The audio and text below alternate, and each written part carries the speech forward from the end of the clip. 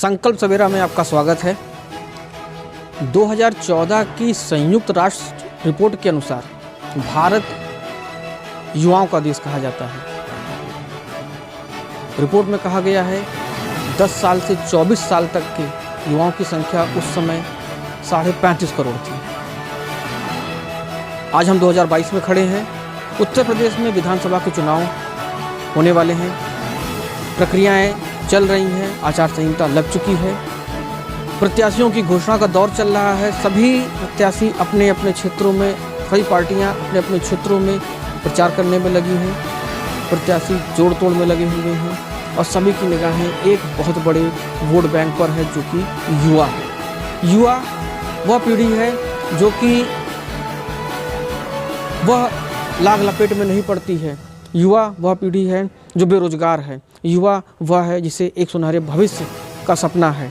युवा वह पीढ़ी है जो पढ़ते पढ़ते अभी किशोर से अवस्था से आगे बढ़ कर के वोट देने जा रही है, अभी पहली बार वोट डालने जा रहे हैं। एक जोश है, एक उमंग है और इसी जोश और उमंग को जानने के लिए हम अपनी टीम के साथ पहुंचे हुए हैं नगर के मियाँपुर स्थित साइबर इंस्टीट्यूट कंप्यूटर टेक्नोलॉजी पर, जहां पर हम जानेंगे कि आज का युवा जो पहली बार वोटर बनने जा रहा है उसके दिमाग में क्या चल रहा है, किस तरीके की सरकार वो चाहता है, किस तरीके का जनप्रतिनिधि वो चाहता है। बहुत भूमिका को न बनाते हुए हम सीधे चलते हैं युवाओं के बीच में और सीधे जानते हैं इनसे कि किस तरीके का जनप्रतिनिधि ये चाहते हैं, कैसा हो हमारा विधायक। आज इस मुद्दे पर हम बात करेंगे। पहले तो मैं आपका नाम जानना चाहूँगा, क्या नाम है आपका? जी सर, मेरा नाम अंबुज कुमार है। अंबुज, आप वोटर हैं? आपका वोटर आईडी बना है? जी सर। अच्छा, तो बहुत अच्छी बात है। संभवतः पहली बार आप वोट डालने जा रहे हैं? जी सर, फर्स्ट टाइम है। फर्स्ट टाइम है, तो कैसा लग रहा है? दिल में थोड़ी घबराहट है सर, पहली बार डालने जा रहे हैं। पहली बार वोट डालने जा रहे हैं, बिल्कुल सही बात है, घबराहट है। किसको वोट दें, किसको ना दें?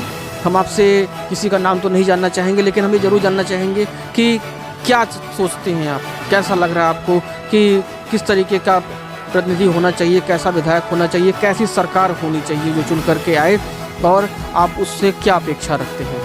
जी सर, पहली बात मैं एक विद्यार्थी हूँ। मैं यही चाहता हूँ कि जो भी सरकार बने वो विद्यार्थियों के प्रति सहानुभूति दिखाए, और जिस तरह से इस समय बेरोजगारी चरम सीमा पर है और जितने भी यहाँ पर किसान और जो छात्र हैं जो इस समय सुसाइड कर रहे हैं, उन पर अपनी थोड़ी निगाह देखें।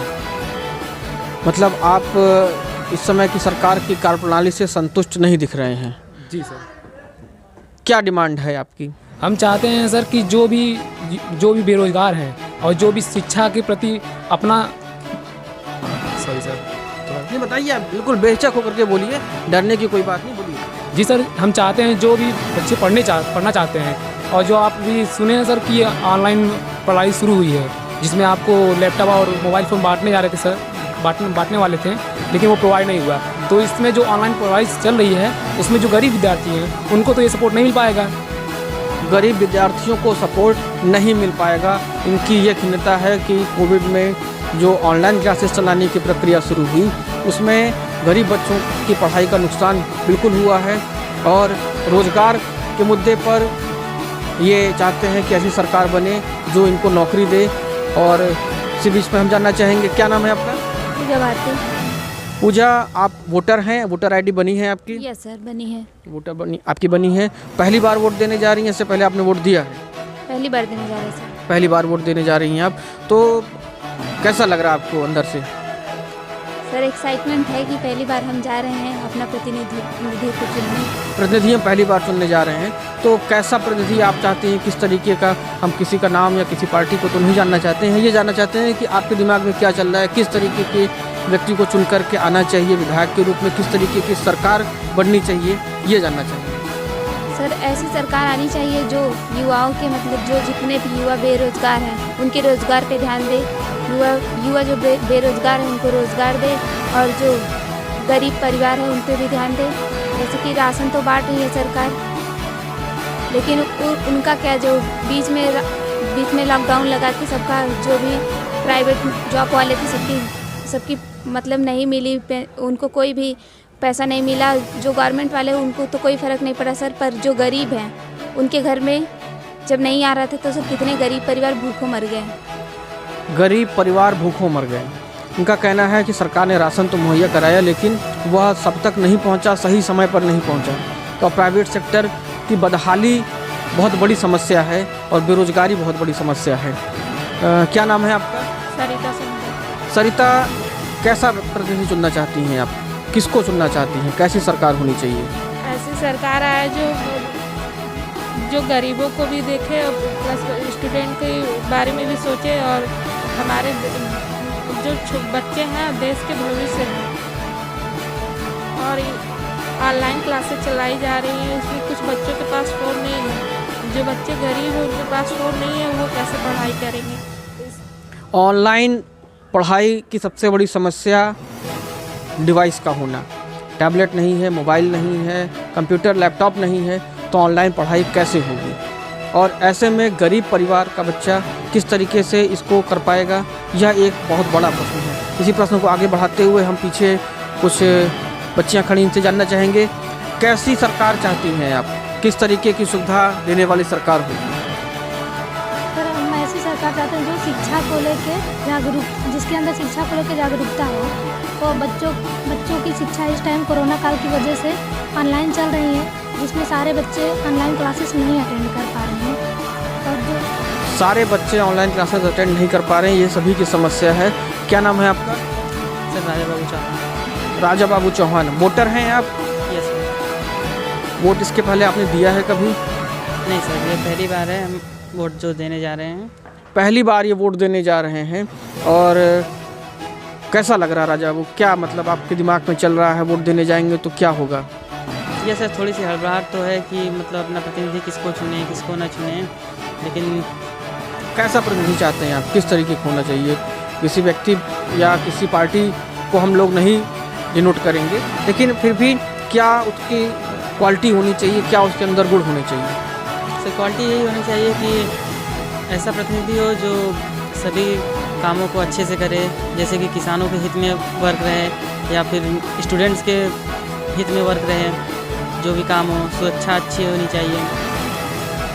अब जैसे कि ऑनलाइन क्लासेस चल रही है, उसमें प्रॉब्लम तो आ रही है थोड़ी, तो अब उसमें सेफ भी तो रहना ज़रूरी है थोड़ा। जैसे कि कोरोना से बचना है तो थोड़ा सा सेफ्टी करना ज़रूरी है। तो ऑनलाइन क्लासेस चल रही है, उसमें थोड़ी प्रॉब्लम तो आ ही रही है, तो इसको थोड़े से ध्यान दे के इसको थोड़े अच्छे तरीके से करें कि किस तरीके से इसमें कोई प्रॉब्लम ना आए। कोरोना में जो समस्याएं आई हैं वह बहुत बड़ा मुद्दा है इन युवाओं के लिए, क्योंकि ये लोग अभी पहली बार वोटर बनने जा रहे हैं और कहीं ना कहीं अभी तक इनकी पढ़ाई इस 3 सालों के कोविड काल में सबकी प्रभावित हुई है। पढ़ाई का स्तर इनका गिरा है और इन्हीं सब चीज़ों का इन्हें खेद है। क्या नाम है आपका? हमारा नाम आनंद राजभर है। आनंद, क्या चाहते हैं आप सरकार से? किस तरीके की सरकार आए तो सुन कर के आए, उससे क्या अपेक्षाएं रखना चाहते हैं? सर हम सरकार से यही अपेक्षा रखें, सरकार कोई भी हो, जो भी सरकारी योजना है, जो भी लाभ मिलना चाहिए वो सबको मिलना चाहिए। क्योंकि सर कुछ गरीब और कुछ होते हैं जिसके पास सुविधाएँ नहीं पहुँच पाती। कैसी सुविधाएं नहीं पहुंच पाती? सर जैसे शिक्षा से संबंधी हो गए और कुछ घरेलू स्थिति भी हो गई, जिससे गाँव में योजनाएँ नहीं पहुँच पाती। मतलब इनका कहना यह है कि सभी योजनाएं गांव के हर व्यक्ति तक नहीं पहुंचती हैं। यही देखिए युवा शक्ति है कि वह अपनी बात को रखने में कभी भी पीछे नहीं हटती, हिचकिचाती नहीं है। क्या नाम है आपका? प्रिंस यादव। प्रिंस, जैसा कि अभी इन्होंने कहा आपके साथी ने कि सभी तक योजनाएं नहीं पहुंच पाती, क्या लगता है आपको? हमें यही लगता है कि जहाँ तक जो योजनाएं पहुँचने का कार्यक्रम है, जैसे गाँव की योजनाएं वहाँ के प्रधान ही लागू करते हैं ज़्यादातर, उन्हीं के द्वारा हमें पता चलता है कि ऐसी योजनाएं सरकार ने दी हैं, यहाँ पे फैसिलिटी उपलब्ध है। प्रधान भी तो चुने ही जाते हैं ना? जी चुने ही जाते हैं, लेकिन जो भी योजनाएं जो आ रही हैं कहीं ना कहीं प्रधान लोगों का ज़्यादा हाथ होता है इसमें, वो लोग उसे बताते नहीं हैं जनता को। प्रधान लोग बताते नहीं हैं, इनका खेद है कि प्रधान जो है कहीं ना कहीं योजनाओं में बंदर बांट करते हैं, उसकी वजह से हर व्यक्ति तक उसका लाभ नहीं मिल पाता है। तो ये तो चुनाव प्रधान के नहीं है, ये तो चुनाव विधानसभा का है, यहाँ विधायक चुने जाने हैं। और कैसा विधायक आप चुनना चाहेंगे? किसकी सरकार चाहेंगे? कैसी सरकार हो? क्या अपेक्षाएं आपकी सरकार से? सर हमारी सरकार से यह अपेक्षा है कि जितने भी जो विकास के कार्य हो रहे हैं वो नगरों में ही केवल ना हो, वो गाँव तक भी पहुँचे। गांव तक भी विकास कार्य होने चाहिए। जो स्मार्ट गांव का जो कॉन्सेप्ट था, जो एक सोच थी, वो कहीं न कहीं अभी पूरी नहीं हुई है, उसी का इनके मन में खेद है। और हमसे जानना चाहेंगे, क्या नाम है आपका? आशीष राजा। आशीष, क्या आपके मन में चल रहा है, किस तरीके की सरकार बननी चाहिए? सरकार सर ऐसी बननी चाहिए जो शिक्षा के प्रति जागरूक हो और जो भी योजनाएं हैं सभी विद्यार्थियों और ग्रामीण क्षेत्र में जो भी योजनाएं हैं उन्हें उन तक पहुंचाएं। ग्रामीण क्षेत्र तक सभी योजनाओं, सभी को लाभ मिलना चाहिए और सभी को अगर समान रूप से योजनाओं का लाभ मिलता है तभी कहीं ना कहीं उद्देश्य की पूर्ति होती है। इसका खेद सभी को है कि निचले तबके तक योजनाओं का लाभ नहीं पहुंच रहा है। बिचौलिए अपना हिस्सा जरूर मार रहे हैं। भ्रष्टाचार के मुद्दे पे ये सरकार चुन करके आई थी कि भ्रष्टाचार को हम मिटाएंगे और कहीं ना कहीं इनकी बातों से लग रहा है, युवा पीढ़ी की बातों से, कि इस मुद्दे पे सरकार फेल हुई है। हम आगे बात करते हैं। क्या नाम है आपका? भीमसेन चौहान। भीमसेन, जैसा कि आपके साथी बता रहे हैं कि सब तक समान रूप से योजनाओं का लाभ नहीं पहुंच रहा है। शिक्षा के क्षेत्र में सभी को बराबर एजुकेशन नहीं मिल पा रही है। कोविड काल की वजह से सबके पास ऑनलाइन माध्यम नहीं है, जिसके कारण शिक्षा प्रभावित हुई है। इन विषयों पर क्या अपेक्षा रखते हैं आने वाली सरकार से? किस तरीके की सरकार बननी चाहिए? आने वाली सरकार से मैं ये अपेक्षा रखता हूँ कि जो भी सरकार बने वो ऐसी हो कि पहले सरकारी सिस्टम को जो ध्वस्त पड़ा है उसको सुधारे। जैसा कि आप देख रहे हैं जो सरकारी प्राइमरी विद्यालय हो गए या पूरे माध्यमिक विद्यालय जो चल रहे हैं उसमें शिक्षा का स्तर टीचरों से लेकर के सभी लोग इतना गिरा दिए हैं कि जो गरीब बच्चे हैं वो प्राइवेट कॉलेज में वहाँ पे निःशुल्क पढ़ाई होती लेकिन उसको छुड़वा करके गार्जियन लोग प्राइवेट में डाल रहे हैं। तो सबसे पहले ये सुधार किया जाना बहुत ज़रूरी है जिससे गरीब परिवार के बच्चे निःशुल्क पढ़ाई सरकारी कॉलेज, यानी प्राइमरी स्कूलों की स्थिति पर ये बात कर रहे हैं कि प्राइमरी स्कूलों की स्थिति बहुत ही ज़्यादा दयनीय है। वहाँ पर निःशुल्क शिक्षा तो है लेकिन उसका सही तरीके से क्रियान्वयन नहीं हो रहा है। वहाँ पर बच्चों के साथ वह व्यवहार नहीं हो रहा है कि वे उस प्राइमरी विद्यालय में पढ़ने जाएं। माँ बाप अपने बच्चों को निःशुल्क प्राइमरी विद्यालय में पढ़ाने की अपेक्षा प्राइवेट स्कूल में फीस दे करके, अधिक फीस खर्चा करके पढ़ाने में ज़्यादा उपयोगी समझते हैं। कहीं ना कहीं शिक्षा को लेकर के सबके मन में सवाल हैं। शिक्षा का स्तर गिरा हुआ है। आप लोगों में से कोई आइए कुछ कहना चाहते हो? क्या सरकार कैसी बनना चाहती है? क्या नाम है आपका? जी, मेरा नाम निशा है। सर सरकार कैसी भी बने, चाहे नई हो, आए या चाहे पुरानी हो, कोई भी हो, किसी भी मतलब काम को पारित करे तो गरीब से लेकर अमीर सबके पास इस पर जो कर्तव्य निष्ठा अपने कर्तव्य। आपको लगता है कि मतलब सरकार अभी जो थी सब तक समान रूप से योजनाओं का लाभ नहीं पहुंचा है, केवल अमीरों के लिए ही योजनाएं बनी हैं? जी सर, मतलब ज़्यादातर लोगों तक योजनाएं पहुंची उनकी, बट बहुत ज़्यादा कुछ लोगों तक नहीं पहुंच पाएंगे। जैसे गाँव में जो कुछ लोग हैं ऐसे वहाँ तक नहीं पहुँच पाएंगे। मतलब किस तरीके के लोग? निचले तबके के लोग हैं या जो उस योजना के पात्र ही नहीं हैं? बात तो ये भी है कि जो पात्र नहीं होंगे तो उन्हें योजना का लाभ कैसे मिलेगा?